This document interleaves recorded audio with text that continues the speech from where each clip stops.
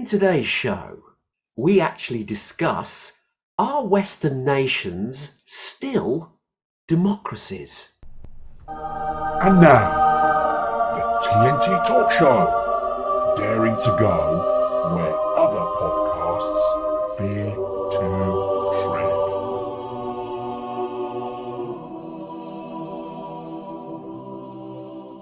Hi, I'm Tony Fasula and I share the stage with my esteemed friend and colleague, Tayo Boya. Tayo, hello my friend, I hope you're keeping safe and well. I knew you were going to ask me that. What the hell, Tony? You know the answer already, don't you? What you going to do, eh? What the hell? I'm going to ask you, come on. Oh. Say, listen. What's the difference between a drug dealer and a hooker and a prostitute? We don't really say hooker in England, do we? What is the difference between a drug dealer and a prostitute? Oh dear, I don't know. A prostitute can wash her crack and sell it again, dude. That is so horrible. We have to cut that out the show. That is so bad. Do not do any more of these jokes. They are so bad. It's untrue. Let's do a better. Thinking about what your reaction to them actually tickles me all week, man. When I find one of these things, I'm just like, it's so bad, so bad. I mean, I've got a better one. What is it? Tell me. I've got a better one. What's the difference between a lover, sex worker, and wife? Well, I better not say there isn't one, but the difference between a lover, a sex worker, and a wife. Yeah. I think it's going to be something to do with when they get paid, but go on. Okay. A lover says, darling, take as much time as you want. I love you. The sex worker says, hurry up. Time's money, you know. And the wife says, pink. I think I'll paint the ceiling. See,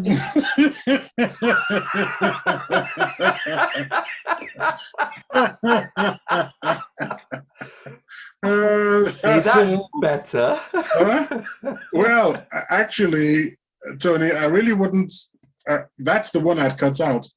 Because if your wife is thinking about painting the ceiling pink, I think you're doing it wrong, pal. You don't really want to run around telling people that's what my wife thinks about, okay? Just saying. Thankfully, that's just a joke and not based on any reality. It's kind of late to start holding back, dude, okay? So that's the one I'd cut out, not mine. Dear. Anyway, come on, let's move on with the show. Yeah. And this is one that you brought up, which is, are Western nations actually still democracies? So why do you want to discuss this? Well, because a couple of days ago now, maybe 4 or 5 days ago, we got news that a chap called Graham Phillips, a YouTuber, was sanctioned. A British YouTuber, that's important.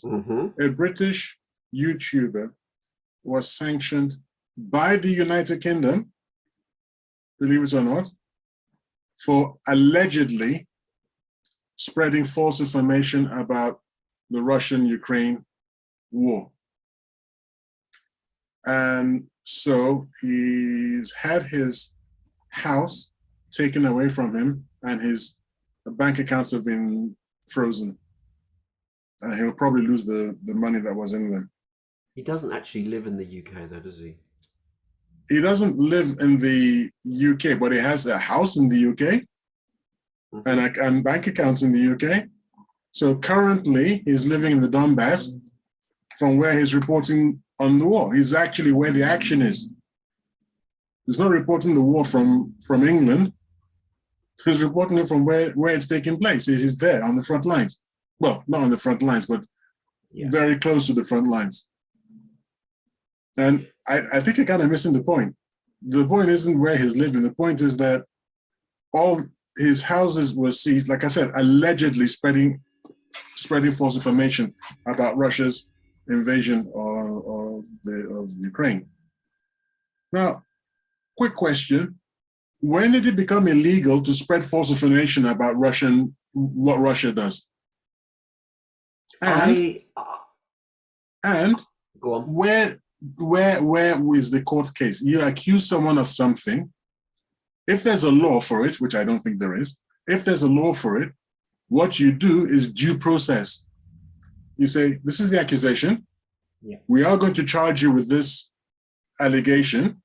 We're going to take it to a court of law. We're going to prove our case. And you are going to have a chance to defend yourself. Indeed. That, to me, is a democracy. Yeah. This is something that you'd expect from some countries in the Far East. Let's put it that way. For instance. Sorry?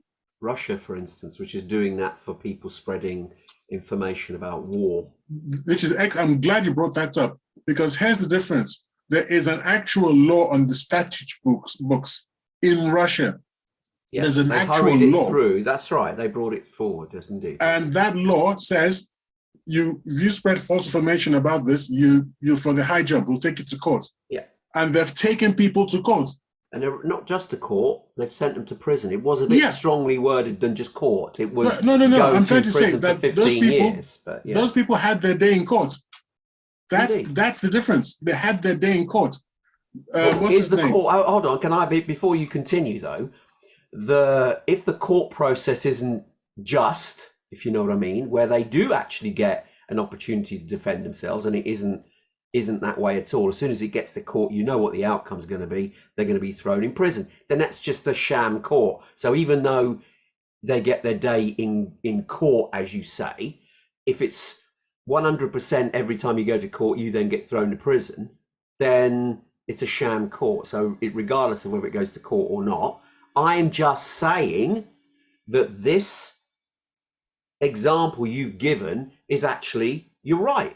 It should never have been done that way. So whoever in the government believes that a British citizen has to be silenced, because that's basically what's happening here, for spreading information, that's crazy. That's similar to what we had with COVID, where there were people out there who were told they couldn't talk anything about COVID.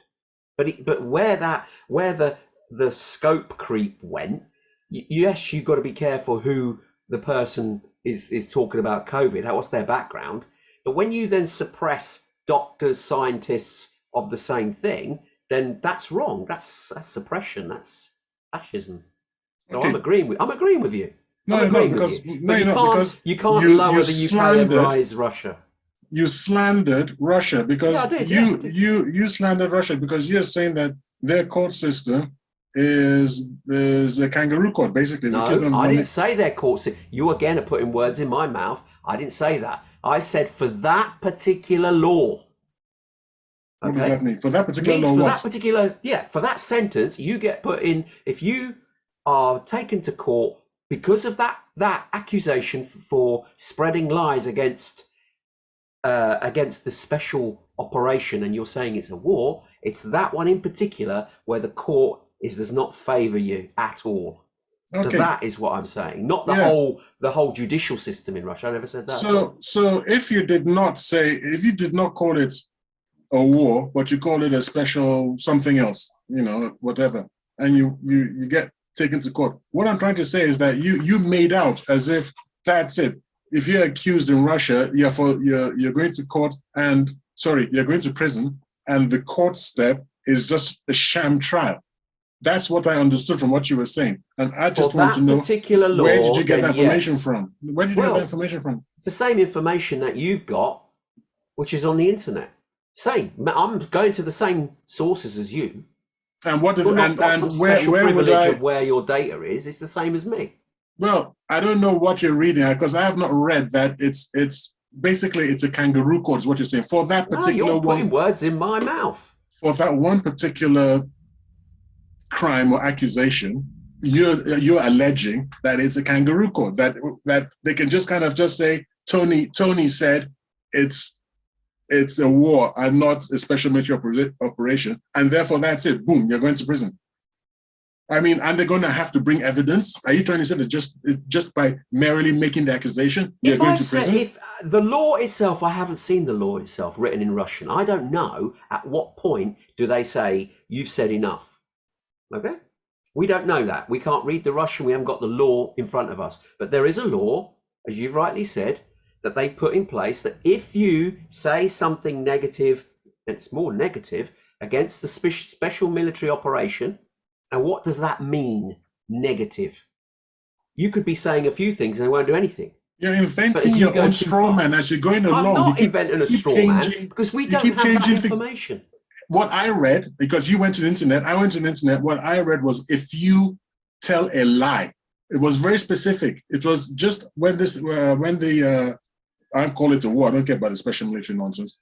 When the war started, and RT and Sputnik and all these organizations were thrown out of the West, the Russians responded, but they responded this particular way, which is to say, if you tell a lie about it, then you go to prison. Okay. And then you're saying, no, what you've read is that it's if you call it a war instead of calling it So you see what? Then I asked you, well, where did you get that from? Because that's not what I'm getting. And they said, well, it's from the internet. Yeah, it is from the internet. All right. That's what I've read, but I don't know if I believe it either, because it to me, it's just another misinformation on the internet. What do you believe? What do you believe? Who do you believe? I think this is the problem. There's no one truth here. Everybody on all sides is not telling the truth. And because we are bystanders in this, because we're far removed from what's actually going on. We only get it second and third hand.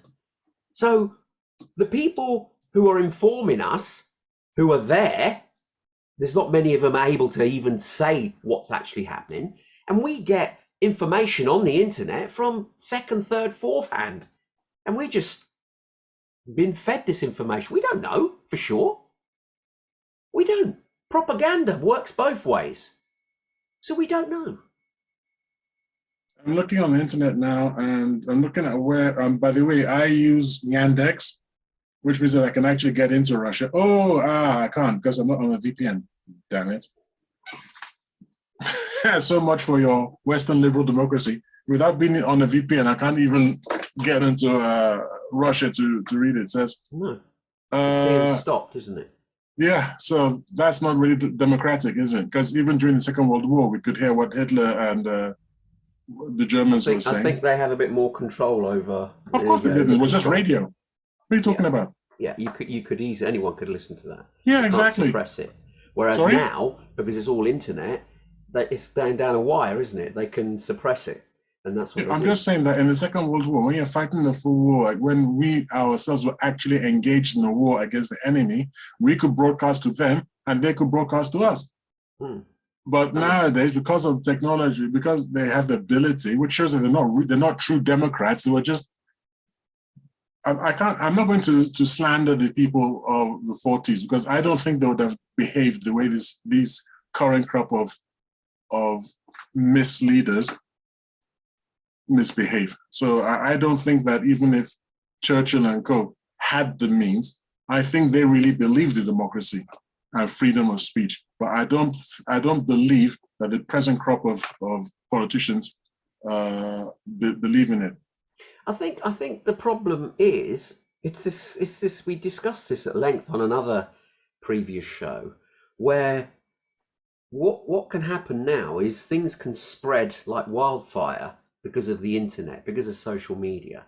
So it's a bit like when we discussed this during the COVID show, where if somebody spreads some information falsely based on an opinion as opposed to fact, it can spread like wildfire, which is the nature of the internet. And then people start to be affected negatively because they start to believe that something is going on or not right. And you then start getting societal problems. So I can understand in terms of crises, which I suppose this is, because it is a war that's going on in Ukraine, and it's being fought by proxies as well as the individual countries involved. If things get out of hand, then it's going to undermine certain strategies that the military want and need to do. And so they engage in, like we said, propaganda and information smearing and information censorship for the reasons to protect or prevent the military from being undermined in whatever capacity they choose to operate in. Whether that's right or wrong is a separate issue, but it's their de facto what seems standard in operation. As soon as some conflict occurs or there's a chance of some crisis affecting us directly or indirectly, then they maneuver this I don't know, not war footing, but this system of stopping communication, stopping propaganda from the other side from seeping into the psyche of the public, so that the support for the leadership in the crisis is maintained. And the same is said in Russia. They're doing the same thing because of this ruling, because they're keeping the people on board so that they're not going against, dissenting against what's being done for this, in quotes, special military operation. Because if you lose the people, they don't back the government who's running the country and doing this, you're undermining everything and your position is weakened. My point is not your point at all. My point, because I said you should have taken Graham Phillips to court. That's all. I'm only interested in due process. And then you have gone and slandered the Russian court system and made, as far as I'm concerned, unfounded allegations. I mean, they're just slurs against the Russian court system. And we've got at this stage to say we don't know any better because you've got your biases and I suppose I've got mine. But if you can't actually prove to me that, because you're the one, remember how we do this? You're the one making the accusation, ergo, you're the one that needs to prove it. I'm not proving it. I'm just making a comment of what I've heard and what I've seen. I don't believe it personally. I'm just relaying what I've read. But then again, I'm also challenging the validity of what I've read. So, you have to look at everything with a pinch of salt. That's my view. And I'm looking at what you're saying with a huge dollop of salt. It's not even a dollop. I'm snowed under with the salt, man, because it's just like, what are you actually saying now? I'm not saying that. I am saying it, but I'm not really saying it because I am saying it. But I'm like a newscaster in this instance. For this topic, I'm relaying to you what I've heard. Whether I agree with it is, irrelevant. I'm relaying it to you for the purposes of our show. And just to counter what you said. So you may have received one bit of information, I've received another. Whether I believe either one is immaterial. I'm just bringing it up for discussion so that we can actually discuss it and see what's the best. Can we believe either of them to a point? That's what I'm trying to say. And then and for the benefit of our listeners and watchers, keep an open mind about all of it. Don't dismiss it out of hand, but don't believe it either. Remember, we are getting this third hand. We don't know what's been said. You and I could say something now. We could put a post up on social media with some made up knowledge of a particular, incident. We could say, I've got a friend of mine. I've had a phone call from, I don't know, some chap, Dimitri, who lives there. He rang me just 10 minutes ago, and this is what he told me to put. And I've just put it down. Now, that sounds sort of credible, but I've made that up. And the same is the case with a lot of reports on the internet about these situations. A lot of them are very carefully crafted by people wanting the readers to see a particular narrative. And that's what I'm saying. Just be open-eyed when you read this stuff. I poo-poo everything you said. Sorry. You always do. I mean, because it's not relevant to my. You're not. I think a lot of times you're not really getting where I'm coming from? Okay, well, we're digressing from the topic of what we're going to discuss. It's actually spot on. It's actually spot on the topic, because we can't get any further with this until we agree on what we disagree about. And right now, we're disagreeing about different things. Mm-hmm. We want to argue about bad court systems. That would be a separate conversation. My point is, it's all to do with where you questioning whether Western democracies are actually democracies, and I'm just saying that this is one little example which you cited about the YouTuber who was British and been suppressed, shows that that's not democracy, that's fascism, and you highlighted it correctly. But there's examples elsewhere. You can't just say just because of that one incident that makes them fascist. No, there's no. And anyway, I want to come to the defense of the people that you slandered, and the State Duma. Slandered? Who did I slander? The Russians and their court system. I never slandered anybody. I'm part. The lower house of the Russian Parliament approved the first reading of the bill package. I'm reading from Slate.com, which is an American website, but it discusses the bill that we're talking about. Okay. And it says, and I think I should actually, whilst I'm reading it to the audience, what I really ought to do is send it to you so that you can have a quick gander yourself to make sure I'm not. So it's on your WhatsApp. Okay. And it says it prohibits Russian citizens and news outlets from publishing unreliable news and expressing disrespect toward the government. Disrespect towards the government. You see, if you can't slate your own government, then that's that. What does that mean? Disrespect of your government. That's too wishy-washy for me, with multiple interpretations, which again would be. The bill defines unreliable news as untruthful, socially significant information that is presented as trustworthy. Yeah. Okay. So they want to suppress anything. This is quite funny. They want to suppress fake news. Yes. Effectively. Yeah. Okay. How do you know it's fake? Because it's not true. No, it's because it doesn't follow the Russian. Where do you see that? Narrative. I'm sorry. Where do you see that? No, but how do you get that from what they've said? You are saying you can't tell people. You can't put words in other people's mouths. It says untruthful, and you said what does based on what? Facts. Don't you believe in facts? Yeah, I believe in facts, but we don't ever get the facts. So if you say if I hold this up, what can I hold up now?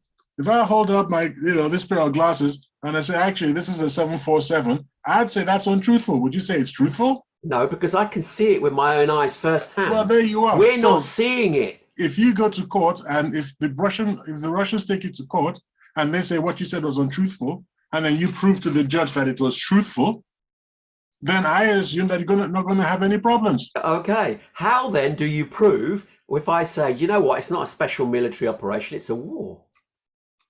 Actually, that's your opinion, and I don't think that's got anything to do with anything. I'm spreading the message around Russia, it's a war, not a special military operation. Yeah. Personally, for me, it works. They're not allowed to say that. Well, where is that? Because you're not allowed to say that. I'll show you the color of my link. You show me the color of yours. All right? So in the meantime, we'll move on. As you've sprung this topic on me without actually allowing me to do the due diligence background, I'm a bit, I'm having to resort to my flaky memory. We can come back. We can circle back to it in due course. I'm not going to hold you to. You need to. And also, the problem being, the sources that I provide for you, you will deem as fake because they are not from the Russian state. So immediately you're as going long to as say, they quote the Russian state, I'm happy. If it turns out to be somebody's opinion, what do you mean quote the Russian state? So does that mean the Russian state is the only absolute truth? No, if they quote the law, if they say that this is the law, blah blah blah blah blah, and it says if you call this special military operation or war, you're going to prison, I'll accept what you're saying. Doesn't matter who says it, because that's the facts. Right. So it's only if the person interprets it to say the law says, if you're untruthful. Okay. Do you believe, therefore, that some of the people in the media were sent to prison? That was actually shown that they went to prison for saying it was a war, not a military, and it should stop. I didn't see that. Oh, okay. I'm not saying it didn't happen. I'm just saying I didn't see it. Okay. Now, are you aware of Venezuela's gold? Venezuela's gold. Why would I be aware of Venezuela's gold? What's that got to do with me in particular? Unless they're giving some away, and I'll be a glad recipient of it. But what's the purpose of Venezuela's gold? And what's it relevant to this in this topic? Today's Sunday, and last Friday, just 48 hours ago, I believe it was a High Court. I used to think it was the Supreme Court. I think it's just the High Court. The High Court in London denied the president of Venezuela the right to have the $1 billion worth of gold that London is holding, that the UK is withholding from Venezuela. Sorry? So the UK is holding $1 billion worth of gold on behalf of Venezuela? No, on behalf, on Venezuelan gold. They're holding $1 billion of Venezuelan gold. The Venezuelans want it.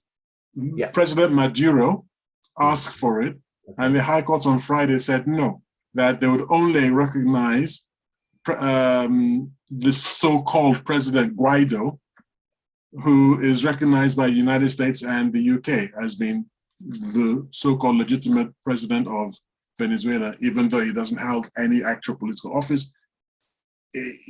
Is this because of the so-called elections that went on that didn't actually work, or they were it was supposed to be a democratic election, but clearly there was problems with it, and there was a lot of unrest within the country itself. Should we then say we don't recognize? No, hold on. Biden? This was all because of internal problems. Yeah, right. That's what I'm trying to say. I knew we were going to go here. So what I'm saying is this: we always need to know. I like facts, evidence, objective standards. Everybody knows that if you follow me. My objective standard for who is the legitimate president of a country is who is recognized by the United Nations. It doesn't matter what the hell the US, the abominable Americans think about it, or the perfidious Britons. It doesn't matter what they think. What matters is what the United Nations thinks. And the president of Venezuela, according to the United Nations, is President Maduro. Okay. So what law is that actually fact, or was that disputed? This is what I mean. What do you mean? What fact? Who is the president? What do you mean? Is it disputed? There's an envoy in United Nations, and there's a Venezuelan envoy in the United Nations, and that Venezuelan envoy is empowered by the government of Venezuela, the government of Venezuela. It is Juan Guaido, the incumbent president. Sorry, I'm looking now at list of presidents of Venezuela, and the current one is. Where are you looking? BBC? No. I'm looking at who is Venezuela's president? Juan Guaido or Nicolas Maduro. Understanding the CBS News understands. Okay, forget that. They're engulfed in chaos because the two men are both claim to be the rightful leader of the country. So who voted who in?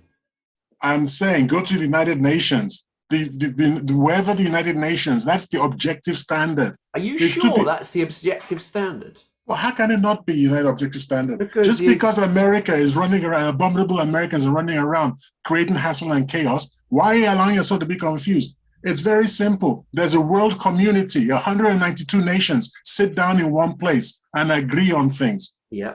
And the 192 nations say that the Venezuelan envoy is the representative of Venezuela, of the government of Venezuela. And that Venezuelan envoy, what's what I'm looking for, represents President Maduro. Okay. Let's It's like roll it the back way again. it's like the way Theresa May. Was it Theresa May? No. Hang on. Before you carry on, if there's a dispute, even though we've got this problem where we've got Maduro and Guaido, who are both contesting who are the legitimate president, and it's not formally been accepted, then does it not make sense? What do you mean formally accepted by whom? Well, exactly. Even their own government, they're still fighting about it. It's not formally agreed. That's the problem. About? It's not formally agreed. The military knows who there's a supreme commander. That's Maduro. There's a Senate. There's the House of Representatives and so on and so forth. That's Maduro. There's a Supreme Court. By the way, the actual court order said it's not going to recognize the Supreme Court of Venezuela. All right, that's the court order from Friday here in the UK. It's not going to recognize. It doesn't because what actually happened was the Supreme Court of Venezuela that said, "Give us our money back." Okay. But they said, "No, we don't recognize you because you're acting on behalf of the president of Maduro." Who they don't recognize. Who they don't recognize. Now I can understand them doing. I can understand them doing due diligence. I mean, I can understand because $1 billion is a fair bit of money. You can't just. I'm trying to say that you can't just cherry pick what laws you're going to recognize and what laws you're not going to recognize. That's chaos. That's fascism. That's not democracy. No, I agree. But we need to look at the full story here as to why they chose not to honour that request. Was it because there's doubt? And as soon as there's doubt in finance, they put the brakes on until they do additional checks. And whether the story broke where they've said, we flatly refuse to give the money, or we will give you the money as soon as the issue is resolved. And that's what we need to see. We need to see the facts of the statement, the small print that actually concludes why they haven't given them the money. Because anything to do with money, you can't just, oh, well, the Venezuelan government said this. Well, who's the Venezuelan government? Oh, well, maybe they're not following the right process, and that's why they've said no. Maybe. Don't invent it. When it's to do with money, trust me, when it's to do with money. You said maybe. No, don't say maybe. If you don't know, that's fine. Just don't say maybe. We don't know. But there must be a reason. But that's fine. Just stop there. Don't say maybe and then invent it as if you know, and then you don't know. No, I don't know. But that's where you should stop. I know from banking circles, as soon as there's a problem, they have to halt it. Whoa. If there's an issue, stop. So this could be the same problem here. You can't just release money, let alone this amount of money, without doing due diligence and checking, is it going to the right people? So it could be a temporary suspension. It's not a temporary suspension. What, they've said you can't have it full stop. I've got it in front of me now. Okay. What does it say? It says, does the British government now take ownership of the money completely, like theft? No, they want to hand it over to Guaido. Oh, okay. So it's not like they're keeping it. They're just saying, hold on a minute, we believe the president is Guaido. Tell us differently. As rejected, President Maduro's, I'll have to put this into our... Ladies and gentlemen, don't forget that you can always go to locals.com and join the community if you want. You don't have to. And everything with nowadays, everything that Tony and I talk about, there'll always be links to everything there. So if you want to follow along where all the arguments are coming from, where they're going, please visit us at Locals, and all the links will be in the accompanying article, if that's okay. And I'm just about to post this so that Tony can have a look at it at the same time that I am. Anyway, so yes, what was I saying? London, July 29th, which was Friday, I believe.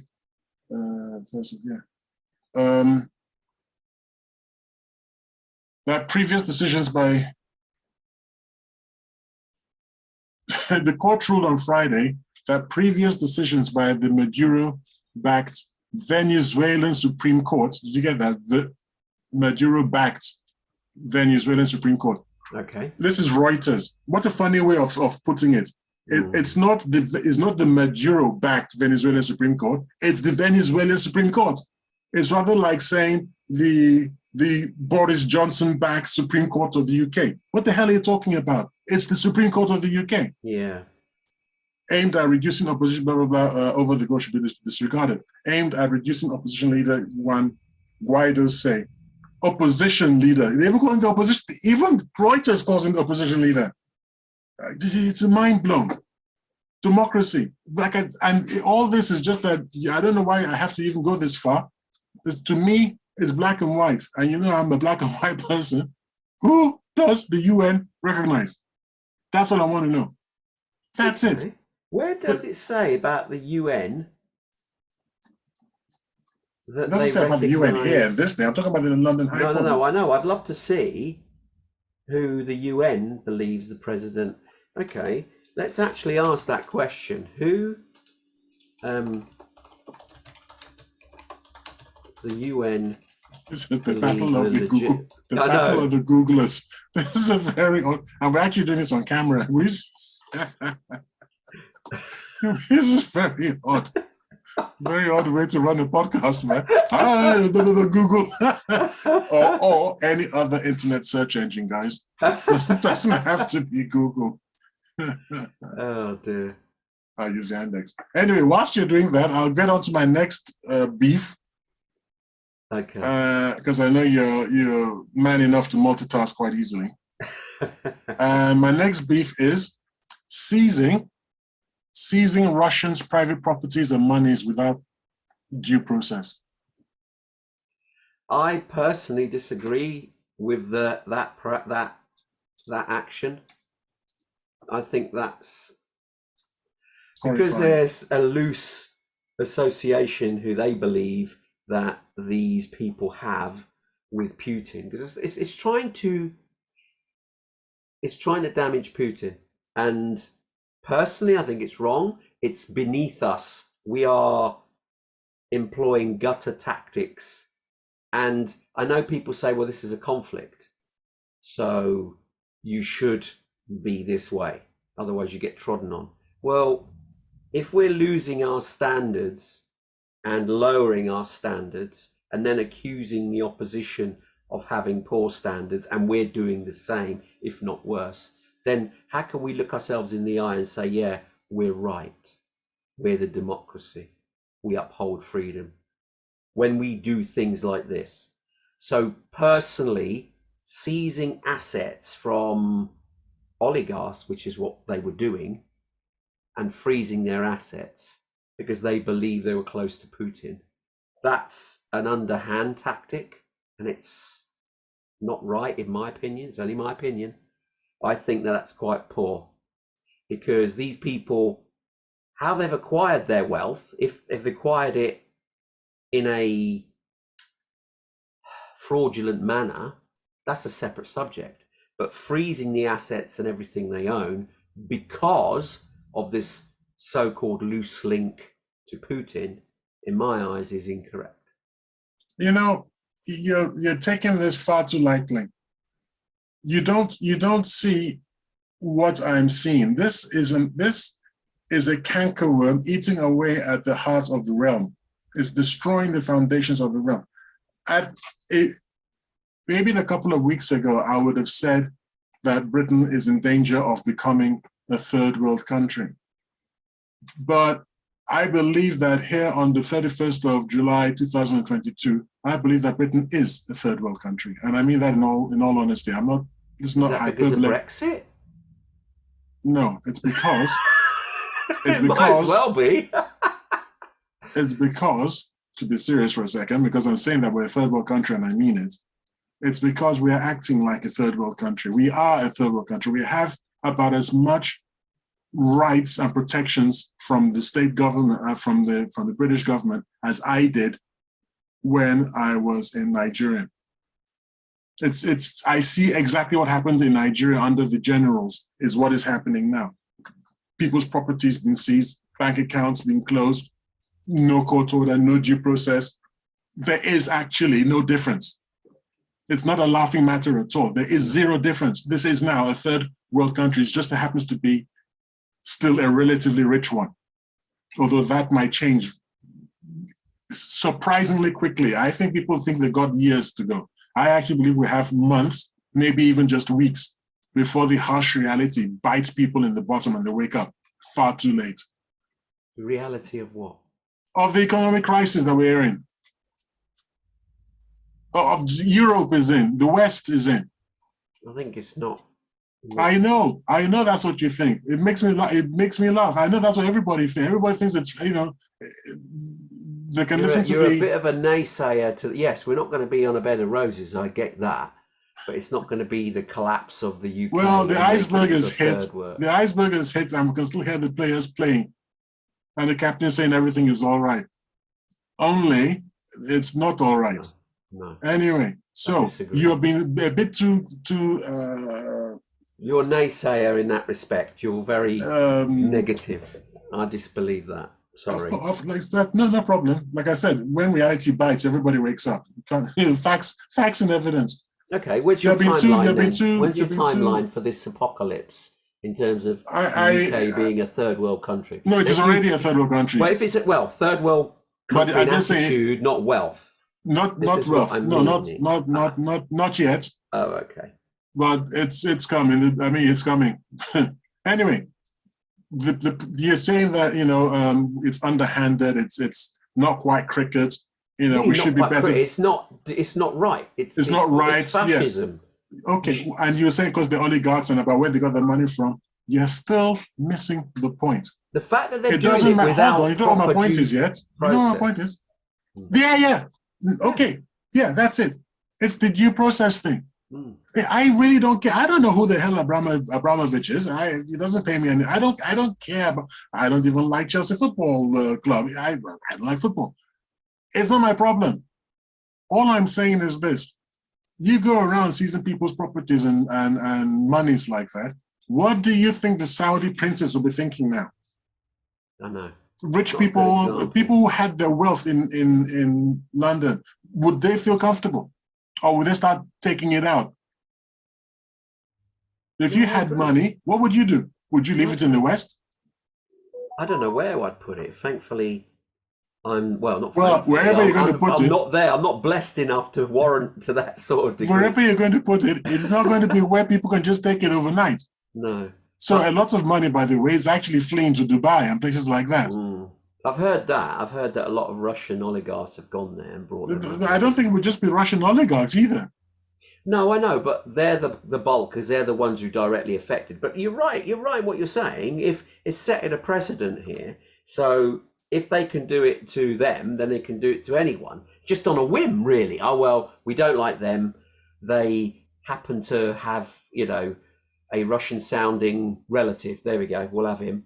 And then that scenario could happen to anyone. So I get it. Graham Phillips, who is British, born in Liverpool or somewhere. I think it's Liverpool. He's a YouTuber, and he's been actually putting propaganda which is siding with the Russians. Now, in terms of conflict, if you remember, well, I don't know whether you won't remember, but during conflicts, you're not really supposed to side with the opposition. I wasn't aware we were at war with Russia. I know we're not, but it's almost like it's a war footing by proxy. It's horrible. With this war footing by proxy, when we're not actually at war with Russia, so that's A, and B, I don't know what law you're referring to, siding with the enemy, because I don't know what enemy, since we're not actually at war with Russia. Do you remember? C, where's the due process? There is no due process, but do you remember when COVID hit, they brought in a load of emergency rules and laws that they had to then review every 3 months, and it was passed in Parliament to give the executive, which is our parliamentary democracy, additional powers, short term, for them to act in a certain way, i.e. force people to stay indoors, for instance, and make it illegal to go out certain places, etc. These were powers that were given during a crisis. Now, there are rules that they implement during war, and there are rules that they implement during crises. Now, if this is deemed not a war, but a crisis, then certain rules do kick in. And it's all part of process. These are the indicators. This has happened. Okay, that means it's this crisis. That means we can apply these rules to. And if it comes across quite aggressive, if I'm going to relate it back to COVID, some of the rules in COVID were right. Whoa, what is going on here? A government is forcing the population to stay indoors. I mean, that's unheard of. But they granted those powers temporarily during the crisis. Now, this is deemed, I suppose, a crisis, not a war directly. So, like I said, certain rules are brought into play, and they could be, because we're not privy to those rules. You're just jumping around all over the place. No, You're just I'm jumping trying all to over the place. trying to explain one of these. You're just making it up. reasons. You're standing on shifting ground that you yourself erected. We are not at war with Russia. That's No, we're number not. one. But So from then on, crisis. anything talking about if it was a war situation is irrelevant because Yes, it is agreed. not. It's Now, not. what crisis? What crisis? Since we're not at war with Russia, what crisis are you talking But about? you're referring to the crisis yourself. No, You're saying what do you that mean? we're in I'm a not referring to any. situation where. I'm not referring to any crisis. I don't know why I used the word crisis. What crisis? Well, you're saying that the UK is, I'm mindful of the time here, is going to end up as a third world country. That's a pretty big crisis. What? You said that. Yeah, but hang on. First of all, I say it is a third world country. I'm not saying it's going to Okay. end up as one. Okay. It is a third world country because of the way Based on just its actions as opposed to its wealth. You're not. based on its actions. Right. Yes, it's a fascist. Basically, it's a fascist state Yeah. now. Okay, and I don't wait. How does that relate to? I don't even want. I've got more to talk about Graham Felix. What about this? Germany. It's not just the UK. Germany. There's a journalist, private journalist called Alina Lipp, Lipp. Oh yeah. You showed me some information about her. Yeah. This poor, she's 23 years old. 28. I beg your pardon. She's 28 years old. She's German mother and Russian father, but born and bred in Germany. She is actually being charged with a criminal activity for reporting in the Donbass region sympathetically to Russia. Now, I don't have the exact wording of the charges because it was in German and I couldn't translate it. It was she showed it on camera. Yeah. But apparently, she's been charged with that. Her bank account has been frozen and 1,600 euro has been taken away from it. Her father's bank account has been frozen, and she's been sentenced to prison in absentia for 3 years in prison in absentia. We call that a democracy? No. Because of what she wrote, so she's sympathetic. What did she write? Apparently, she's been sympathetic to that. Oh, that's all I got here. Apparently, you see, we don't know the detail. Well, I'm reading it I on my agree, screen. it's heavy-handed. I'm not disputing what you're saying. And it's wrong for a democracy to do these sorts of things. This is why I'm beginning to think that all the Western governments are in crisis management mode. And so they're doing the same thing where they're suppressing, rightly or wrongly is what we're discussing here, suppressing what looks like freedom of speech. But it could be because of this crisis management mode. It does appear to be the case that something is afoot, whether all the Western democracies are almost in unison in the way they are suppressing this sort of speech. So you think that the best way to defend democracy is to destroy it? Is that what you're saying? No, I'm not saying that at all. Well, obviously, because you're saying you think that because there's a crisis, we should then attack the foundations of democracy in order to save democracy. How does that make any sense? You're right. The lines are blurred because if you're, it's only blurred for you. For me, it's a black and white issue. You can't destroy democracy. You can't. We started this episode. I started this episode, I put my hand up, with a rather blue joke.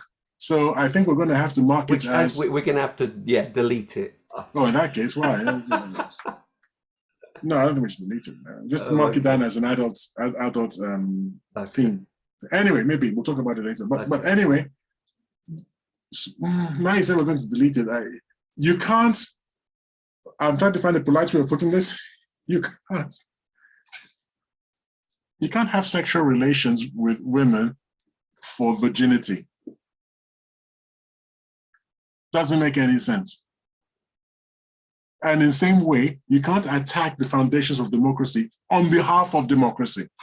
I can't remember who said it, but someone said, oh, I wish you hadn't interrupted because I've forgotten what the guy said. It was a very lovely quote and everything. You can't, it's gone, Tony. Honestly, I had it right there. It's a beautiful and very apt quote. Okay. But yeah, it's a difficult one, and I'm with you. I don't believe. It's like I said, my monologue. Go on then. Whoever it was said, it is when you are most challenged. It is at that moment when you are most challenged that you most need to keep to your principles. Absolutely, I agree. I totally agree, and I believe that the methods that a lot of the Western governments are employing is actually undermining democracy itself. You're losing your what's the word I'm looking for? You're using your not appeal, credentials.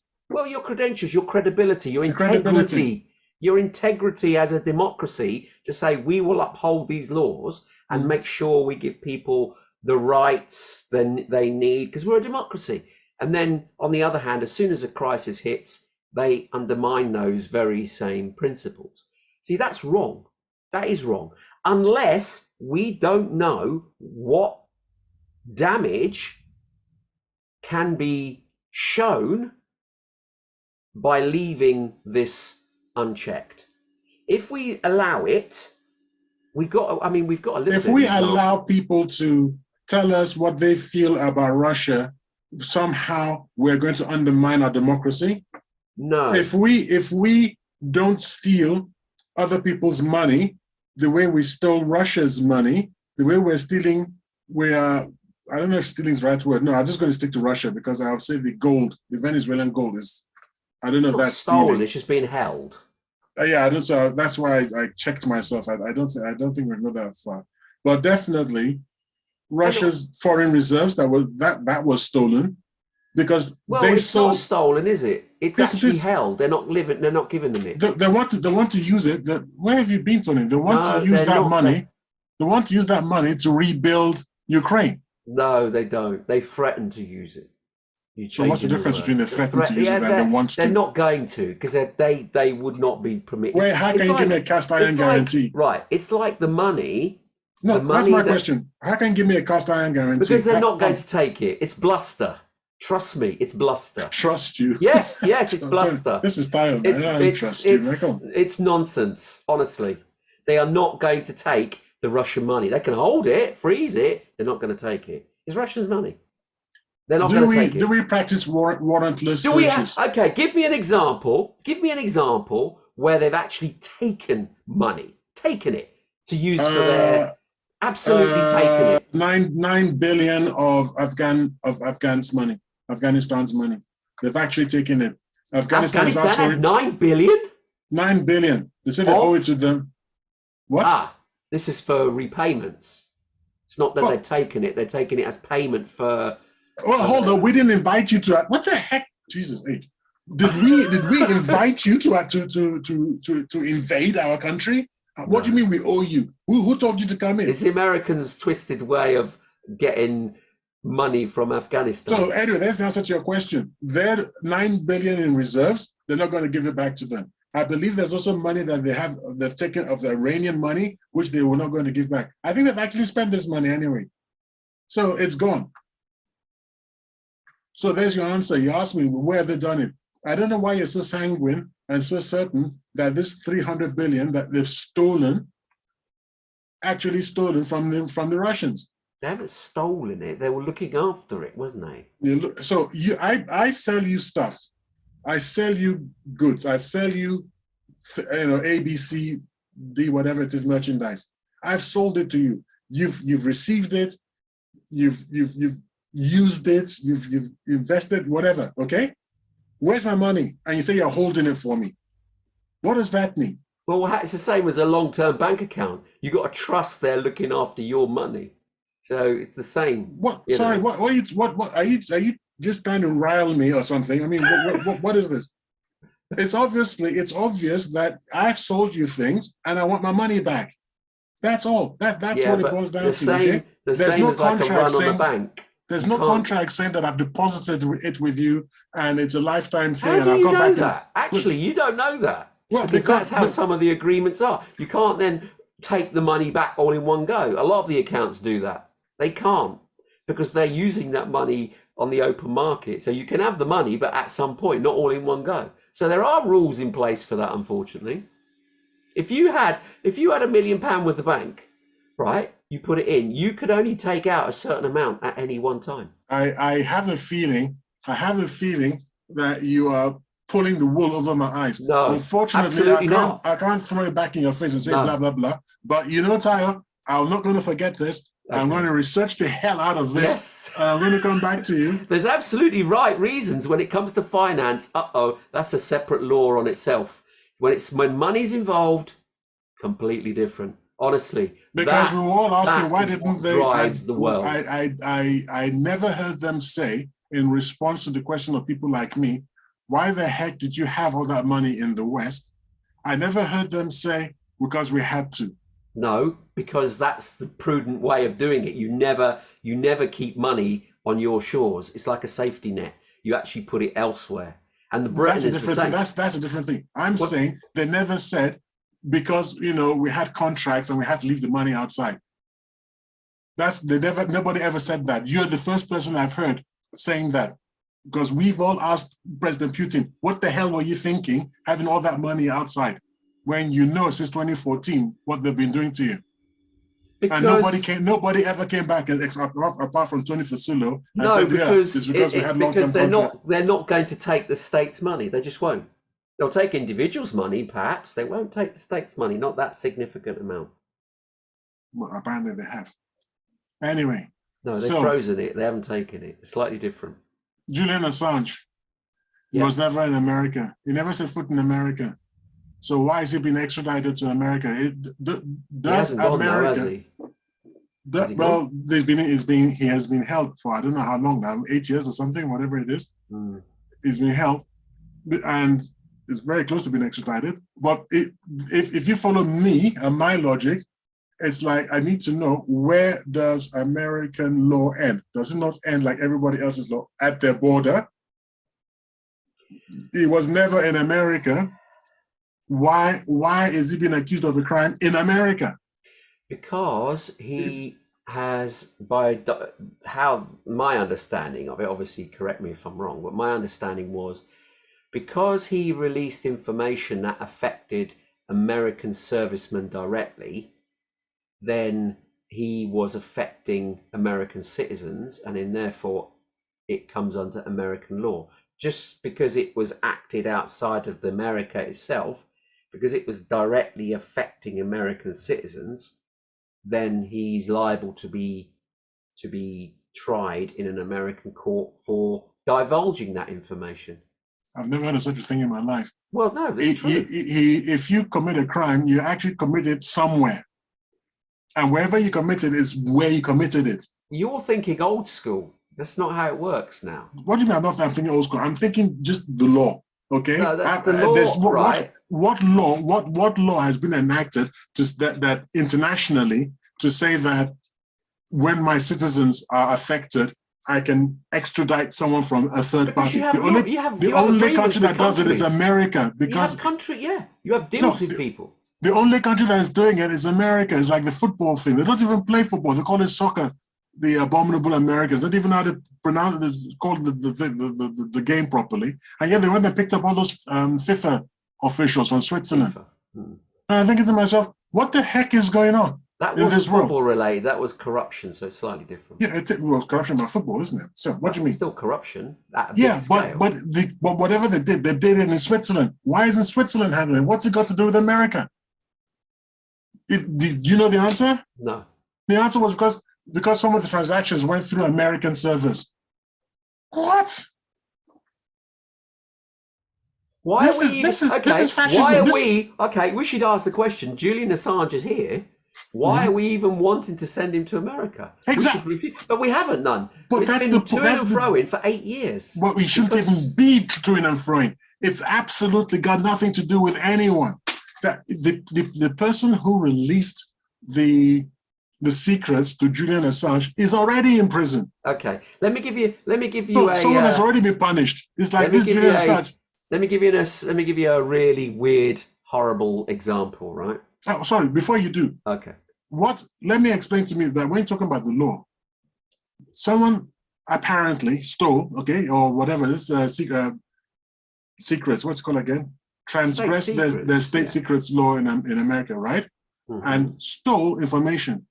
That now calls himself Chelsea Manning or something. Bernard, I think it was his name at the time, whatever. Bernard Manning? No, not Bernard Manning. All right, I can't remember his first name. Comedian. What? Bernard Manning, oh yeah, a comedian, yeah. Who was very racist, yes. Yeah, and he was only funny sometimes. Yeah. When he was funny, but otherwise. Anyway, yeah. Channing, whatever her name is, his name, whatever. So he was nabbed and he's in prison. Now, I am perfectly happy for you to say that Julian Assange knew that the information had been stolen, right? So when he received that information in the UK, he was receiving stolen goods. Yeah, effectively. So prosecute him in the UK for receiving stolen goods. I was perfectly happy. And I think in a true democracy, that is what would have happened. But extraterritorial judicial extrapolation, what the heck is that? Well, that's nobody is safe. Isn't it? Nobody is safe from anything. No, sorry? Nobody is. I mean, I'm mindful of the timing because we're definitely wobbling on. But let me ask you an example, right? If you had a known paedophile who was living in a foreign country, but was attacking British children who happened to go abroad in that place, being attacked, and wouldn't you want that those citizens come back to UK? Wouldn't you want that guy extradited here to be charged? Hand on heart, no. Hand on heart, no. Where he committed the crime was where the children went to. And he should be dealt with there. They don't want to do it. They don't well, want to punish then he was very clever and he knew where to situate himself. That's fine. That's the case. You can't, for the sake of convenience, but you are such a lawless person. No. When you start doing that, Tony, what you are doing is you are eating at the foundations of your own society. You keep thinking that it's a one-way. I'm understanding you, but what you got to understand is an individual is not bigger than the state, and so they are happy to throw certain people in prison if it undermines democracy for those people. So be it. They're only individuals. As long as it's not affecting the collective. It will. My point is that it will. That is inevitable. Will it? Let's be honest. It is never. You can't. You look. I've got two national. I'm a dual nationality citizen, which means that I can be deprived of either nationality under international law. I can't. If I only had one nationality, I can't be rendered stateless. Yeah. So even as we're talking now, because of what has happened to Graham Phillips, how do I know that someone doesn't listen to what we've been talking about today? And then I'm for the high jump. And there is no recourse to any court the way they're doing things now. Once you're sanctioned, apparently you don't have a leg to stand on in court. So what the heck is that? I don't know about how the sanctions work and how profound they are, so I can't. Well, Graham, he's made a video and he's talking about what his options are. So again, it's what I'm telling you, and there's this thing, Reverend, somebody. I'd like to find out, how'd you come off a sanctions list? Who knows? You are taking these things too carelessly, Tony. You seem to think it's always going to happen to somebody else. When it happens, when it eventually swings around and happens to you, you'll have to remember what Tayo was saying, that you got to stick to the principles, man. Okay. I'm going to send you a link, right? Mm-hmm. Which actually goes through explaining how a process to get you off a sanctions list. Well, I'll put it in with the other links in our locals. Yeah. And I'll do that. I'll read it myself because I might need to. Listen, I mean, we got one final sum up for you because we have got to the end of the show here. So, what's your view on this topic then? Do you believe that Western nationals are still democracies or not? They're definitely not democracies. Not in the traditional sense. That's been lost. But then we've got another question. What is a democracy? If they're not democracies, then what are they? Pseudo-democracies? The fascist states. I'm not sure they're quite fascist, but yeah, they're not far away if they continue down this road, which is true. Okay, I hope you've enjoyed the program for today, but unfortunately we have reached the end of the show for another week.